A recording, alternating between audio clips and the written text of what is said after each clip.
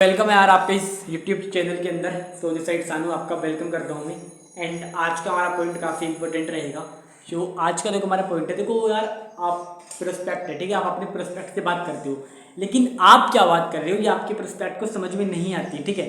तो उसके लिए आपको मैं 4 आसान से पॉइंट शेयर करूँगा। तो पहला पॉइंट है सरल भाषा का उपयोग करें, ठीक है। देखो आपको जटिल भाषा से यानी कि जो हार्ड लैंग्वेज है ना उससे बचना है, ठीक है। आपका प्रोस्पेक्ट नया है यार, ठीक है, उसको इजी से इजी लैंग्वेज में आपको समझाना है। और इसी के अंदर आता है एग्जाम्पल्स क्रिएट करनी है, आपको पर्सन्स को उदाहरण देने हैं, ठीक है। एग्जाम्पल का आपको यूज़ करना है। जैसे मान लो कुछ भी आप पर्सन को समझा रहे हो तो एक एग्जाम्पल दे दो या एक स्टोरी सुना दो, है ना। तो पर्सन ज़्यादा रिलेट कर पाता है स्टोरी से, एग्जाम्पल से, ठीक है। दूसरा पॉइंट है स्पष्टता और क्रम, यानी कि आपको एक स्पष्ट तरीके से क्या है ना क्रमबद्ध चलना है, ठीक है।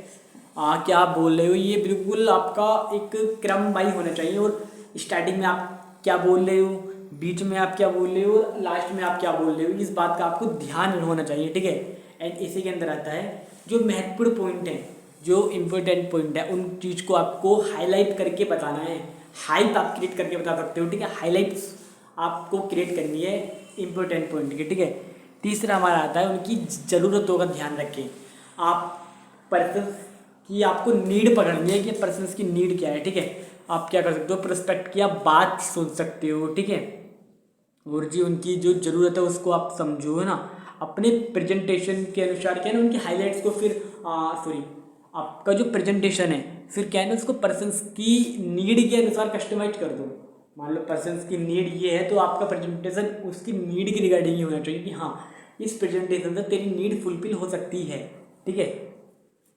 फिर चौथा पॉइंट है हमारा शामिल और फॉलोअप, यानी कि देखो follow up Fortune is the business हमारा, ठीक है।